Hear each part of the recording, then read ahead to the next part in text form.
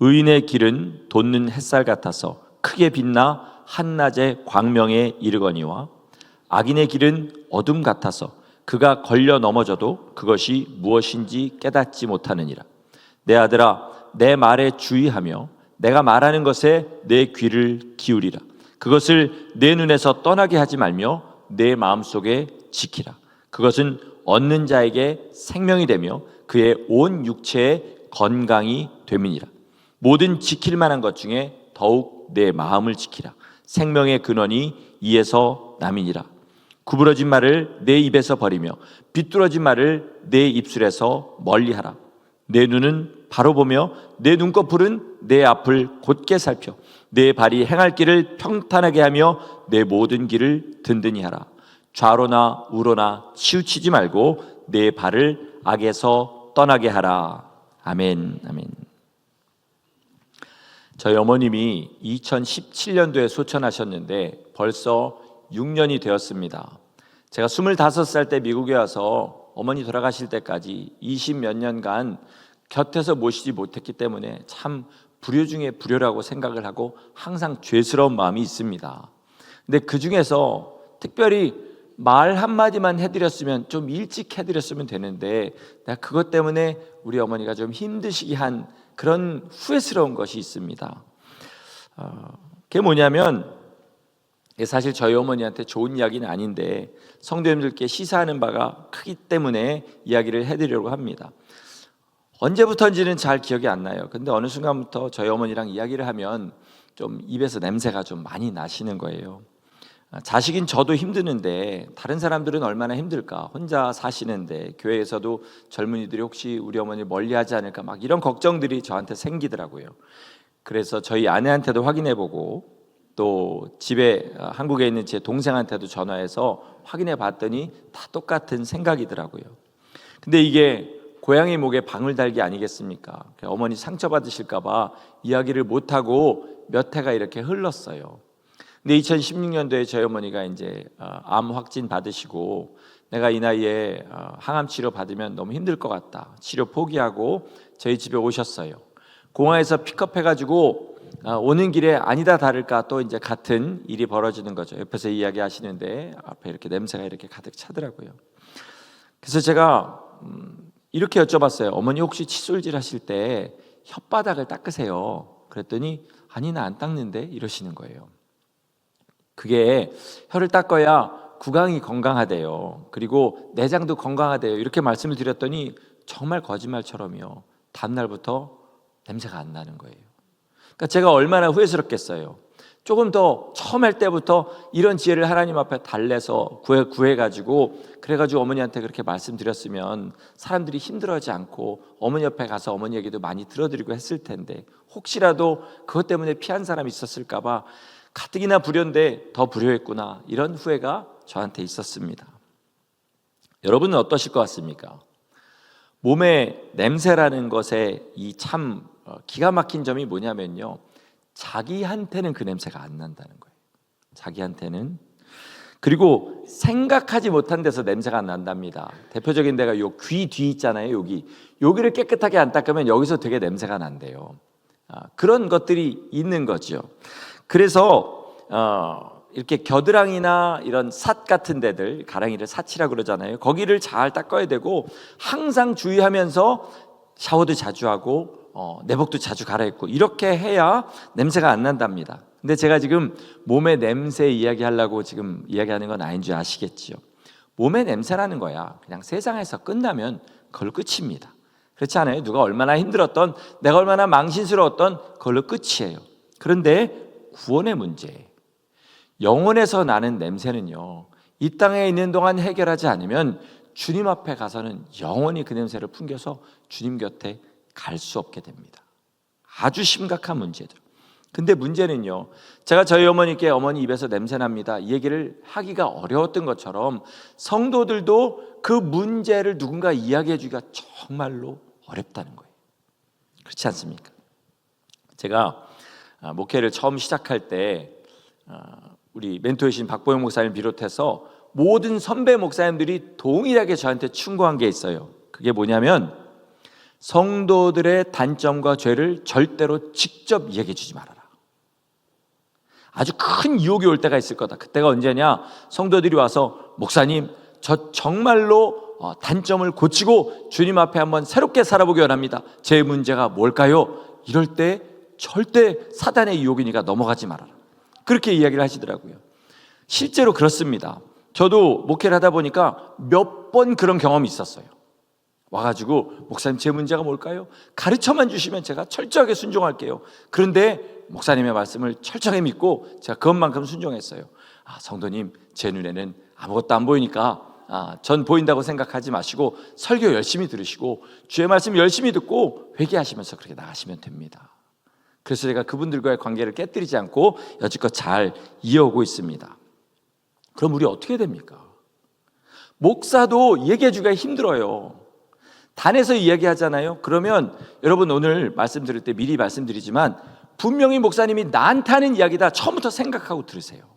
안 그렇고 듣다가 이거 내 얘기인 것 같은데? 그러면 어떻게 됩니까? 회개 안 하고 시험 들더라고요. 그러니까 아예 처음에 누구의 말씀, 목사님의 말씀을 들을 때는, 설교를 들을 때는 나한테 하는 이야기다 처음부터 작심하고 들으시기를 바랍니다. 그러니까 우리는 내가 잘못되지 않았나, 이렇게 냄새 맡아보는 것처럼, 나 혹시 입에서 냄새 나지 않나 하는 것처럼 날마다 내 삶을 말씀을 통해서 봐야 됩니다. 특별히 강단에서 선포되는 말씀을 잘 들으셔야 돼요. 요즘은 유튜브를 통해서 별의별 설교들을 다 들을 수 있습니다. 정말 명설교들을 들을 수가 있어요. 그런데 유튜브를 통해 듣잖아요. 아무리 훌륭한 설교자의 훌륭한 설교라도 효과가 반의 반도 안 됩니다. 왜 그러냐면 이 두 설교에, 강단에서 듣는 것과 유튜브로 듣는 것에 큰 차이가 두 가지가 있어요.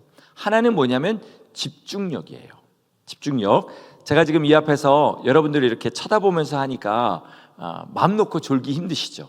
딴 일 하기 힘드시죠? 카톡 같은 거 와도 안 보시잖아요. 그죠? 그런데 유튜브는 내 마음대로 못 들으면 또 앞으로 와서 들을 수도 있고 마음을 턱 놓고 듣고요. 앞에서 보는 설교자도 없고 좌우에서 보는 사람도 없어요. 그러다 보니까 그냥 마음 내키는 대로 대충 듣습니다. 더 문제는 뭐냐면요. 남들이 설교 안 들을 시간에 난 설교 들었다는 만족감은 배예요. 남들은 이 시간에 분명히 놀고 잘 텐데 난 시간에 깨서 설교 들었어. 그 우월감은 배예요. 그러니까 들리는 건 반의 반도 안 되고 우월감은 배가 되니까 점점 더 여기에 중독이 되는 거죠. 또 다른 하나의 차이는 뭐냐면 현실성입니다. 성도들의 문제를 알고 있는 설교자가 단에서 말씀을 전하는 거예요. 그렇죠? 제가 어떤 특정한 사람 한 분 들으라고 설교를 한 일은 없습니다. 그러나 그 시기에 교회의 현안이 되는 것들, 예를 들어서 지금 우리 교회가 그렇진 않지만 교회 안에 분쟁이 있다든지, 그럼 우리 서로 사랑해야 됩니다. 용서해야 됩니다. 이런 설교를 하게 되고, 자녀의 문제가 많다든지 그러면 우리가 먼저 예수님의 향기를 풍기는 사람이 돼야 됩니다. 이런 설교들을 하게 되는 거죠. 그러니까 내 이야기를 들을 수 있는 가능성이 훨씬 더 높아진다는 것입니다. 그러니까 거기서 자기 문제를 찾아서 고치셔야 되는 거죠. 주님께서 이렇게 얘기하셨어요. 사람이 거듭나지 아니하면 하나님 나라를 볼 수 없느니라. 이렇게 얘기하셨습니다. 무슨 말이에요? 거듭나지 않은 사람은 천국에 절대로 들어갈 수 없다는 것입니다. 우리는 스스로를 거듭난 사람으로 취급하지 말아야 됩니다. 그리고 거듭남이란 것은 현재 진행형이어야 돼요. 과거의 이야기가 아니라 나중에 그렇게 될 것이 아니라 지금 진행 중인 이야기가 돼요. 정말 거듭나면요, 삶이 달라집니다. 삶이 달라져요. 내가 주님을 기쁘시게 하는 삶이 되기를 소원하게 됩니다. 내 삶이 누군가를 유익하게 만들기를 원하게 돼요. 믿는 분들이 많이 착각하는 것이 있는데 그것은 뭐냐면 자기의 인격과 영혼을 분리해서 생각하는 거예요. 쉽게 얘기해서 이렇습니다. 나는 여전히 약해요. 나는 여전히 돈주하고 탐욕적입니다. 돈을 벌기 위해서 거짓말도 서슴지 않아요. 음란한 죄가 있습니다. 그리고 남을 미워해요. 그 미움을 표현하고요, 뒤에서 험담합니다. 그럼에도 불구하고 내 영혼이 구원받았기 때문에 나는 천국 갈 거다, 이렇게 생각하는 거, 이게 잘못된 신앙이라는 겁니다. 여러분, 영혼이 거듭나면요, 우리의 인격이 천천히라도 바뀌게 됩니다. 제가 방금 거듭남이란 뭐라고 그랬어요? 현재 진행형이라고 그랬잖아요. 거듭난 사람은 새롭게 태어나서 그 다음부터 점점 예수님을 닮아가는 성화가 일어나요. 성화, 거룩하게 되는 것이 일어나는 거죠. 물론 죄를 지을 수 있습니다. 남을 미워하는 마음이 들어올 수도 있어요. 그러나 다른 건 뭐예요? 그렇게 계속 살 수는 없는 거예요. 왜? 너무 불편하니까. 그냥 이런 연한 살에 가시가 하나 박힌 것처럼 죄가 있으면 마음이 항상 편안하지 않고 너무나 힘든 거죠. 그렇기 때문에 조금이라도 인격이 날마다 변하게 돼 있고 날마다 예수님을 닮는 그런 삶을 살게 돼 있습니다. 그리고 이런 쓰레기를, 제가 쓰레기입니다, 이런 쓰레기를 버리지 않으시고 오늘도 회개하면 안아주시는 주님의 은혜가 너무 감사해서 날마다 감격하게 되고 그리고 내 삶을 더 주님 앞에 드리기를 소원하게 됩니다. 여러분 안에 이 마음이 있는지 먼저 자기를 확인해 보시기 바랍니다. 없다면 아직 거듭나지 않은 겁니다. 그렇기 때문에 주님 나라 못 들어갑니다.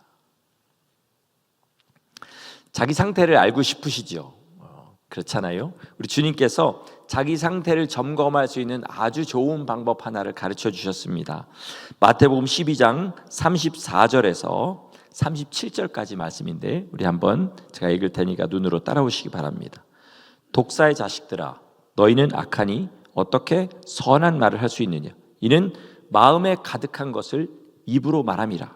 선한 사람은 그 쌓은 선에서 선한 것을 내고 악한 사람은 그 쌓은 악에서 악한 것을 내느니라. 내가 너희에게 이르노니 사람이 무슨 무익한 말을 하든지 심판날에 이에 대하여 신문을 받으리니 내 말로 의롭다함을 받고 내 말로 정죄함을 받으리라. 오늘 본문에도 보니까 구부러진 말을 삼가라 이렇게 얘기해요. 여러분, 사람이 왜 구부러진 말을 할까요? 왜 구부러진 말을 할까요? 마음이 구부러져 있으니까. 그렇죠? 우리나라 말에 웃기는 말에 나는 바담풍 해도 너는 바담풍 해라 이런 얘기가 있잖아요. 아무리 짧은 혀로 발음을 제대로 하려고 해도 제대로 보여주려고 해도 안 되는 거죠. 왜요? 안 되도록 돼 있으니까. 마음이 구부러져 있으면 아무리 바른 말을 하는 것처럼 연기를 해도 언젠가는 구부러진 말을 할 수밖에 없는 거예요. 여러분, 자기가 지금 어떤 상태인지 알고 싶으세요? 어제 하루 종일 무슨 말 했는지 한번 생각해 보세요. 오늘 아침에 일어나서 여지껏 무슨 말하고 무슨 생각했는지 한번 생각해 보시면 내 상태를 알 수 있습니다. 우리가 살면서 필요한 얘기들 빼고 나머지 얘기는 주로 어떤 얘기 하냐면 별 시덥지 않은 연예인 얘기도 하게 되고 그렇지만 가장 많이 하는 이야기는 남의 이야기예요. 그렇죠? 남의 이야기, 좋은 이야기 할 때도 있지만 대부분은 나쁜 이야기도 많이 하게 됩니다. 박종민 목사님이 지난주에 왔었어요. 그래서 이렇게 같이 교제하는 시간이 있었습니다. 제가 저보다 훨씬 15살 정도 어리지만 박종민 목사님을 존경합니다. 너무나 좋은 목사님이에요. 그래서 제가 목사님한테 그렇게 얘기했어요. 목사님 좋게 보는 성도님들이 참 많아요. 그렇게 얘기했더니 박종민 목사님 뭐라 그러냐면 그건 아마 그분들이 좋은 분들이기 때문에 그런 걸 거예요. 저를 욕하는 사람도 굉장히 많았습니다. 이렇게 얘기해요. 저는 이 말이 정말 맞는 말이라고 생각합니다. 선한 사람들의 특징이 있어요. 뭐냐면 다른 사람들을 좋게 봅니다. 왜 그런지 아세요? 잘 생각해 보면 너무 쉽게 알 수 있어요. 사기꾼들은요, 남을 절대 못 믿어요. 왜 그럴까요? 자기 안에 거짓말이 가득 차 있기 때문에, 남 사기쳐서 뭔가를 얻어내려는 그 마음이 가득 차 있기 때문에 다른 사람 안에도 그런 마음이 있는 거라고 생각해요. 그래서 못 믿어요. 그럼 선한 사람은 왜 다른 사람을 선하게 볼까요? 자기 안에 선한 게 있으니까. 다른 사람 안에도 적어도 이 정도는 있을 거라고 생각하니까 다른 사람들을 선하게 보는 거예요. 내 눈에 자꾸 사람들의 부정적인 것이 보이는 건요, 내 안에 있는 게 비추는 겁니다. 저 사람 이게 꼴 보기 싫고 저 사람 말은 이게 듣기 싫고, 그게 왜 그러냐면 내 안에 그게 있기 때문에 그렇다는 거죠. 여러분, 이런 분들이 있을 거예요. 저도 그럴 때가 참 많이 있습니다. 나는 그런 의도가 아니었는데 사람들이 내 말에 상처를 많이 받아요. 나는 저 사람하고 불화하고 싶지 않은데 이상하게 사이가 멀어져요. 여러분, 그거는 시작부터 잘못된 말이에요. 왜 그러냐면 내 말에 누군가 상처를 받으면 나는 그러고 싶지 않은 게 아니라 내 안에 그게 있는 거예요. 내 말에. 다른 사람과 불화하고 싶지 않은데 자꾸 불화한다 그럼 내가 까다로운 겁니다. 그런 일이 생기는 거예요.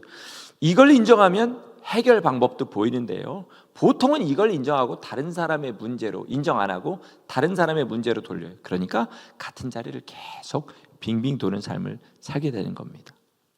제가 존경하는 목사님 중에 한 분인 이용도 목사님의 호가 뭐냐면, 조선시대에는 호를 지었잖아요. 시무원입니다. 시무원. 무슨 뜻이냐면 보고도 말하지 않겠다. 자기 마음을 그렇게 작정한 거예요.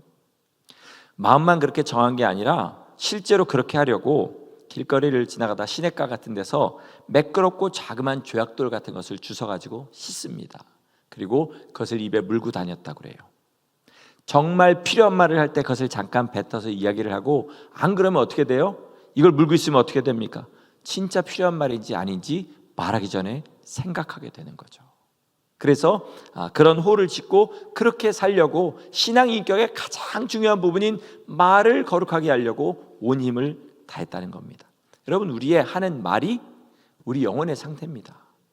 내 말로 신문을 받으리라 하셨기 때문에 그 말이 주님께서 우리를 신문하실, 심판하실 내용인 거예요. 그걸 가지고 네 마음을, 네 영혼을 진단해봐라, 주님께서 말씀하신 것입니다. 오늘 말씀은요, 말을 고치자가 아닙니다. 마음을 통해서, 내 말을 통해서 내 마음의 상태를 진단하고 내 마음을 지키자. 이게 오늘 말씀의 주제예요. 20절에서 오늘 본문 23절까지 제가 읽을 테니까 한번 보시기 바랍니다. 내 아들아, 내 말에 주의하며 내가 말하는 것에 내 귀를 기울이라. 그것을 내 눈에서 떠나게 하지 말며 내 마음속에 지키라. 그것은 얻는 자에게 생명이 되며 그의 온 육체에 건강이 됨이니라. 모든 지킬 만한 것 중에 더욱 내 마음을 지키라. 생명의 근원이 이에서 남이니라. 23절에 뭐라 그래요?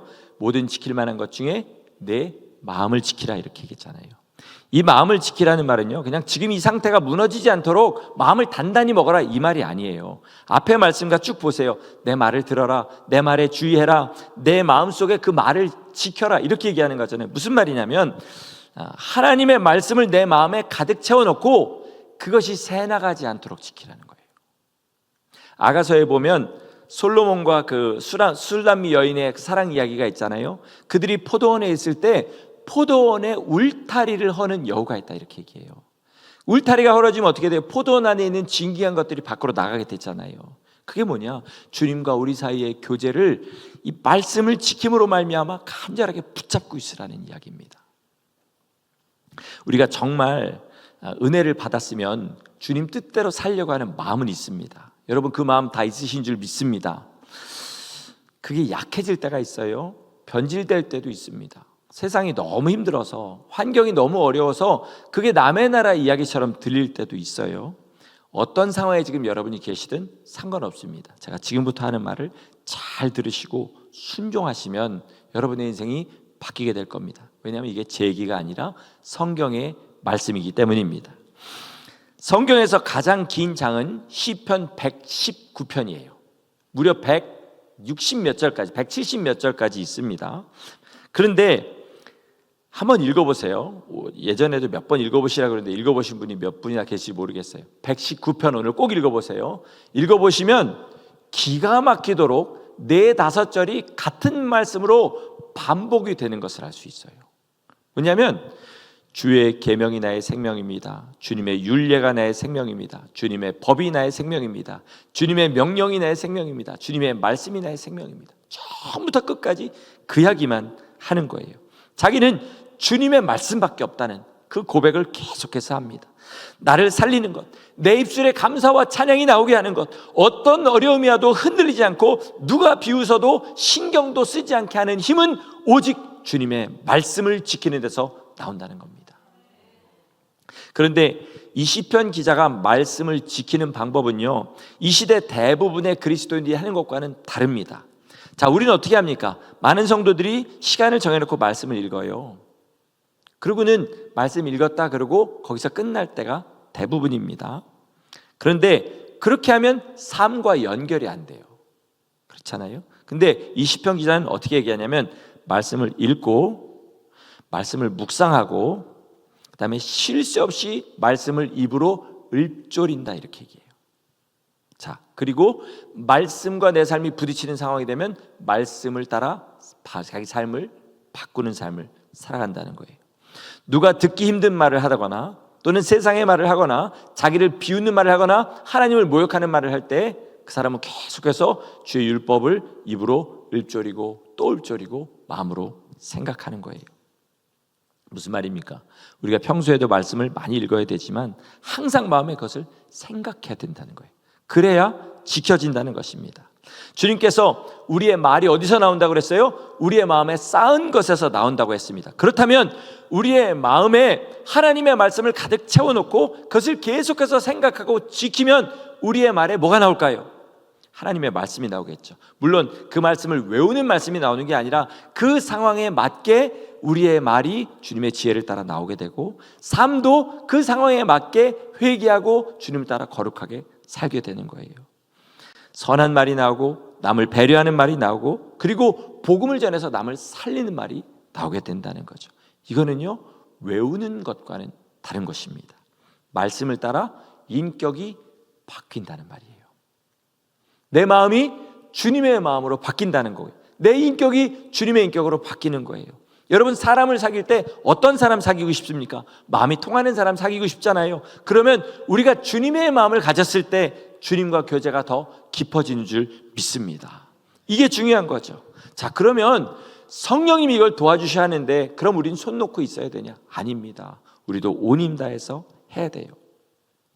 성령님이 우리 안에 들어오시면 우리의 삶을 대신 살아주시지 않아요.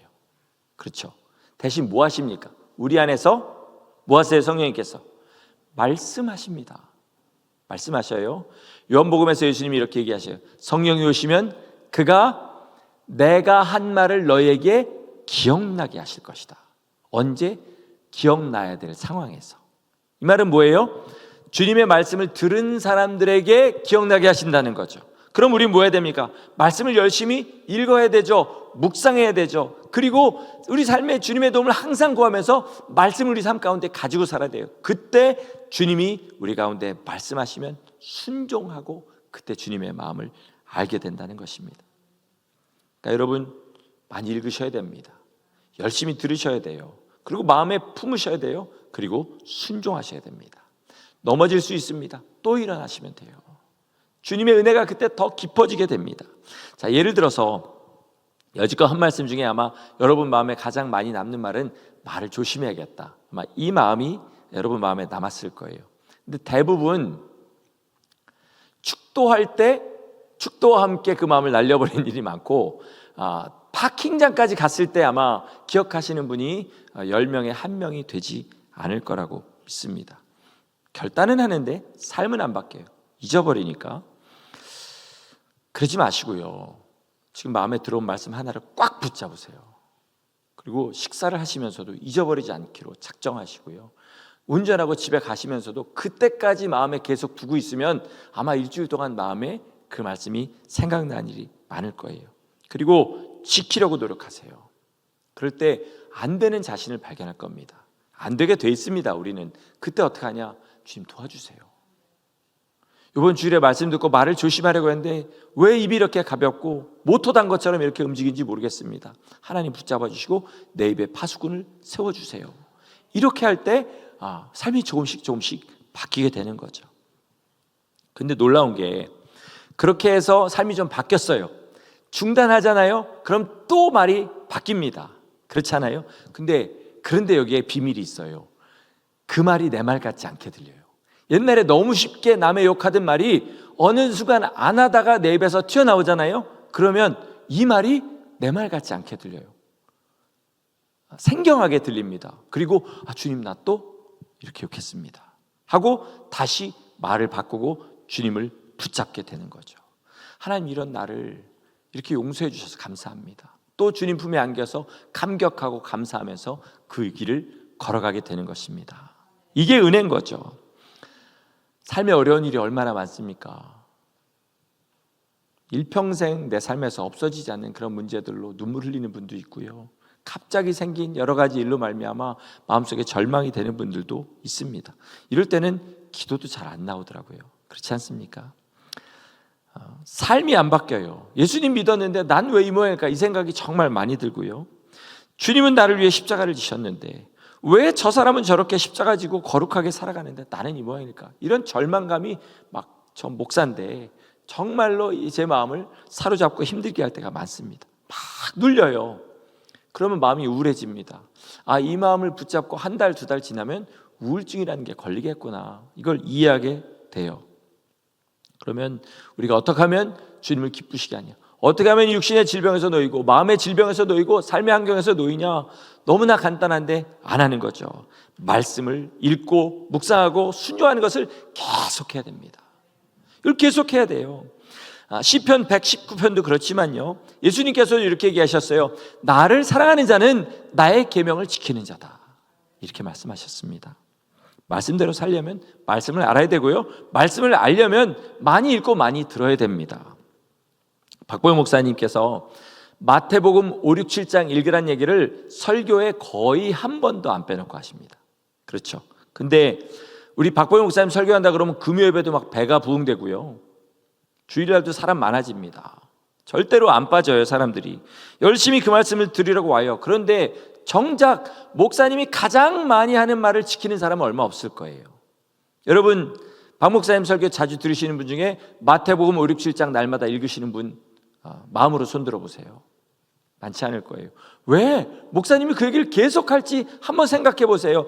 내가 원하는 그 말씀을 들어서 감동받고 새로운 사람 되는 복권 당첨 같은 그런 은혜를 바라지 마시고요, 날마다 하시는 이야기, 날마다 주님이 말씀하시는 그 이야기 가운데 우리의 모든 문제가 숨어 있다는 것을 아시기 바랍니다. 이게 참 모순인 거예요. 그러니까 말씀을 들으러 나와서 그 종이 가장 많이 하는 이야기를 순종하는 사람은 별로 없는 거예요. 여러분, 마태복음 5, 6, 7장 날마다 묵상하는 방법 제가 가르쳐 드릴 테니까 잘 들어보세요. 우리 중에 대부분은 이거를 100번도 넘게 읽었어요. 그렇죠? 그래서요, 내용 순서만 알면요 대충 암송이 됩니다. 한번 해보세요. 굉장히 쉬워요. 5장만 가지고 얘기해 보겠습니다. 가장 먼저 뭐가 있죠? 팔복의 말씀이 있습니다. 팔복의 말씀이 끝나자마자 소금과 빛의 이야기가 있어요. 그 다음에 무슨 말씀이 있냐면 율법의 1.1획도 떨어지지 않고 다 이루리라. 그렇기 때문에 너희가 바리새인과 서기관의 의보다 낫지 않으면 결단코 천국에 들어가지 못하리라 말씀하신 다음에 그 다음부터 하시는 말씀이 뭐냐면 바리새인과 서기관보다 나은 삶이 뭔지를 가르쳐 주세요. 바리새인과 서기관들은 살인하지 않지만 너희는 미워해서는 안 된다. 그들은 간음하지 않지만 너희는 마음으로 음란한 마음을 품어서도 안 된다. 그들은 맹세하지만 너희는 절대로 맹세도 쉽게 해서는 안 된다. 절대로 해서는 안 된다. 이에는 이 눈에 눈으로 갚지 말고 누가 네 오른뺨을 치거든 왼뺨을 돌려대야 된다. 속옷을 달라거든 겉옷까지 벗어줘야 된다. 그리고 원수를 미워하고 이웃을 사랑하라고 저들은 하지만 너희는 원수를 사랑할 수 있어야 된다. 여기까지 하면 5장이 끝나요. 쉽지요, 여러분? 그러면 그 5장 말씀을 가지고 쭉 외워보면 어느 정도 외워진다는 걸 아실 수 있어요. 6장도 그렇게 되고 7장도 그렇게 됩니다. 그 다음에 어떻게 하냐면 날마다 그 내용을 생각하는 거예요. 내용을 생각하고 그 구절을 마음으로 묵상해 보는 겁니다. 계속 마음에 그것을 하면서 입으로 울저리면서 살다 보면 그 상황을 만날 때 성령님께서 그 말씀을 딱 꺼내 주십니다. 누가 나를 모욕할 때, 내 입에서 저 사람에게 복수하는 말이 나오고 싶을 때, 날카로운 마음이 나오고 싶을 때 오른뺨을 때리거든 왼뺨을 돌려대라. 탁 나와요. 손해봐야 될 때 누가 네 속옷을 가지려고 하든 겉옷까지 내줘라. 꾸고자 하는 자에게 거절하지 말아라. 이런 말씀들이 마음에서 올라오는 거죠. 그러면 점점 이것을 쌓아나가면 주님 뜻대로 살지 못하는 것이 괴롭긴 하지만 내 마음에 주님의 말씀이 인격으로 자리 잡습니다.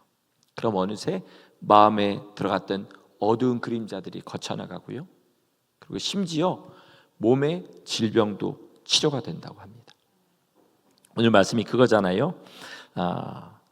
22절 말씀 제가 읽겠습니다. 한번 보세요. 그것은 얻는 자에게 생명이 되며 그의 온 육체의 건강이 됨이니라. 이렇게 얘기해요. 히브리의 건강이라는 단어는 마르페이라는 단어를 쓰는데요, 건강이라는 뜻보다 더 많이 사용되는 뜻이 있습니다. 그게 뭐냐면 치료라는 뜻이에요. 치료라는 뜻. 그러니까 열심히 말씀을 읽고 묵상하고 마음에 그 말씀을 지키면 어떻게 된다고요? 육체의 치료가 임한다는 겁니다. 이 말씀을 가지고 약병이라는 책을 쓴 목사님이 있습니다. 데릭 프린스라는 목사님인데요, 이분은 1차 세계대전 때 이집트 사막에서 장교로 군 복무를 했어요. 근데 사막에서 그 전투화를 신고 그렇게 있다 보니까 악성 습진에 걸렸는데, 얼마나 악성이냐면 후방 그 병원으로 입원해가지고 거기서 군 복무를 마치고 제대해야 될 만큼, 그러니까 사회에 나가서도 정상적인 삶을 살지 못할 만큼 악성 습진에 걸렸어요. 근데 이분이 전쟁에 참가하기 전에 막 거듭나서 예수님을 믿게 된 그리스도인이었던 거예요. 그래서 고칠 방법이 없다고 하지만 자기의 습진을 고칠 길이 분명히 성경 안에 있다고 믿고 열심히 성경을 읽다가 오늘 본문의 이 구절을 찾은 거예요. 그 말을 지키는 사람, 그것은 온 육체의 건강이 되고 치료가 된다는 것을 들은 거예요. 그래서 이분이 뭘 했냐? 약을 하루에 몇 번 먹습니까? 식후에 3번 먹잖아요. 그래서 하루에 3번 시간을 정하고 온 힘을 다해서 마음을 집중해서 말씀을 읽은 거예요. 그리고 나머지 시간은 뭐하냐? 그 말씀을 마음에 지키려고 노력을 한 겁니다. 그랬더니 정말로 몇 개월 만에 절대로 안 낫는다는 그 습진이 깨끗하게 나았습니다. 그 다음부터 뭐 했을까요? 다른 환자들에게, 병원이니까 전했어요. 전했더니 다른 환자들에도 같은 역사가 일어납니다. 특별히 자기랑 똑같은 습진에 걸린 사람이 있었는데, 파키스탄 연합군이었으니까 군인이었는데, 이 사람은 가르쳐준 지 일주일 만에 그 병이 낫는 거예요. 그러니까 여러분, 믿음을 가지고 말씀을 마음에 지키면 어떻게 돼요? 몸과 마음과 영혼의 치료가 임합니다. 새롭게 되는 역사가 일어나는 거예요. 말씀을 마치겠습니다. 오늘 본문의 시작의 2절 그리고 마지막의 2절은요, 길에 대한 이야기를 하셔요. 의인의 길은 돋는 햇살 같다. 악인의 길은 어둠이 가득하다. 그래서 의인의 길은 그 돋는 햇살을 따라서 쭉 가다 보면 광명한 곳에 이르지만, 악인은 어둡기 때문에 가다가 걸려 넘어져도 자기가 왜 넘어졌는지도 모른다는 거예요. 그런데 여러분, 이 의인의 길에 비치는 빛이 뭔지 아세요? 시편 119편, 오늘 말씀드린 105절에 보면 우리가 잘 아는 말씀이 있습니다. 주의 말씀은 내 발의 등이요, 그 다음 뭐죠? 내 길의 빛이니이다. 말씀이 우리 가운데 있어야 길이 보이는 거예요. 그래야 넘어지지 않고 좁고 험하지만 끝까지 그 길을 걸어갈 수 있습니다. 그러나 악인은 말씀이 없잖아요. 하나님을 부인하니까. 그러니까 그 사람은 넘어져도 자기가 왜 넘어졌는지도 모르고, 넘어져 있다는 것도 모르고, 일어나는 방법도 모르고, 그렇게 살다가 결국은 멸망에 들어가는 겁니다. 26절에 보면 이렇게 얘기합니다. 내 발이 행할 길을 평탄하게 하며 내 모든 길을 든든히 하라. 좌로나 우로나 치우치지 말고 내 발을 악에서 떠나게 하라. 길을 어떻게 곧게 닦습니까? 말씀으로 닦는 거죠. 해야 될 일과 해야 되지 말아야 될 일, 주님을 기쁘시게 하는 일과 주님을 슬프시게 하는 일들을 구별해 가면서 딱딱 내 삶에 붙드는 거예요. 여러분, 지금 염산을 마시라 그러면 마실 분이 있습니까? 우리 마음에 들어와 있어요. 염산이란 걸 마시면 식도가 녹고 위장이 녹아서 죽게 된다는 사실을 다 압니다. 마찬가지로 주의 말씀도 계속해서 우리의 마음가운데 가지고 주님 뜻대로 살다 보면 가야 될 길과 가지 말아야 될 길이 분명하게 만들어진 줄 믿습니다. 그 길을 걸어갈 때 좌로나 우로나 치우치지 않고 끝까지 걸어갈 때 어떻게 되냐면 그 길 마지막에서 예수 그리스도의 빛난 얼굴을 보게 되는 것입니다. 여러분, 말씀을 열심히 읽으시기 바랍니다. 그리고 내 마음에 그걸 하루 종일 담아놓고 마음속으로 묵상하고 계시고, 말씀과 부딪히는 상황이 되었을 때 그것을 순종하는 삶을 계속해서 살아간다면 어느 순간에 우리 안에 예수님의 인격이 임하고 내 영혼이 거듭나고 내 인격이 예수님을 닮아가게 되고, 그리고 내 육신에도 건강과 치료가 임하는 복된 은혜가 임할 줄 믿습니다. 말씀으로 마음을 지키는 성도 되시기를 예수님의 이름으로 축원합니다. 아멘. 기도하시겠습니다. 하나님, 우리를 연약하게 하신 것은 우리의 약함 가운데 주님의 말씀과 주님의 능력이 빛나게 하시기 위함인 것을 믿습니다. 연약할 때, 악할 때 믿고 더 주님 앞에 나가는 우리 되게 도와주옵소서. 무언가 하는 것 같으면 주님 앞에 고개를 세우고 죄를 지으면 숨는 자 되지 않게 도와주시고, 연약하고 죄 지을 때 더 주님 앞에 나가서 울며 회개하고 말씀으로 채워서 점점 더 예수님 닮아가는 복된 삶 되게 하여 주옵소서. 끝까지 우리 길 걸어가서 여기에 모인 성도 한 사람도 거듭나지 못해서 구원을 놓치는 자 없게 도와주시고, 거듭난 성도로 주님 나라 가서 이 땅에서 주님께서 우리에게 베풀어 주시네 영원히 찬양하며 주님과 살 수 있는 그런 사람들 되게 하여 주옵소서. 주님께서 무엇을 기뻐하시는지 말씀을 날마다 읽고 내 마음 가운데 채우고 지키게 하여 주셔서 우리의 인격이 예수님 닮아 주님께서 교제하시기를 기뻐하는 그런 성도 다 되기를 간절히 소원하옵고 예수 그리스도의 이름으로 기도드렸습니다.